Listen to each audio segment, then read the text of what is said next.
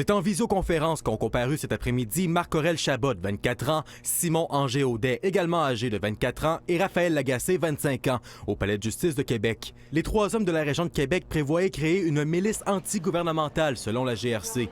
Lourdement armés, ils souhaitaient prendre de force une région au nord de Québec. Entre juin 2021 et janvier 2024, on leur reproche d'avoir commis des gestes sciemment, donc sachant qu'ils facilitent une activité terroriste. On parle ici d'extrémisme violent à caractère idéologique. L'enquête avait débuté en mars 2023. Un important arsenal d'armes prohibées avait été saisi en janvier 2024.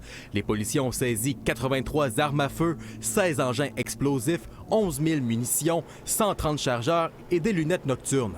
Matthew Forbes, 33 ans, fait également face à des accusations en lien avec la possession de ces armes. Les accusés tentaient également de recruter d'autres personnes à leur cause sur Instagram. Il était entraîné, il était prêt, il était motivé à le faire.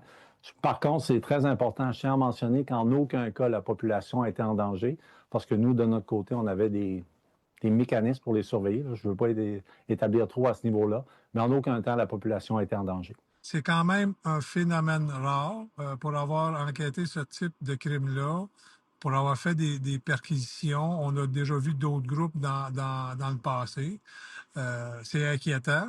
Deux des accusés sont également des membres actifs des Forces armées canadiennes. Les Forces armées canadiennes sont au courant de l'arrestation et de la mise en accusation de deux membres actifs des Forces armées qui auraient été impliqués dans des actes d'extrémisme violent.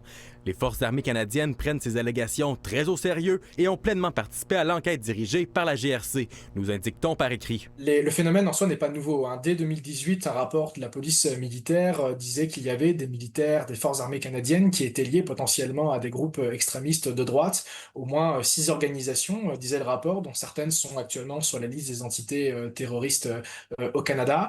Et entre 2019 et 2020, il y a eu aussi au Canada des arrestations. Les accusés auraient également participé à des entraînements de type militaire, entre autres des exercices de tir, de repérage et d'embuscade. Ils seront de retour en cours le 14 juillet prochain.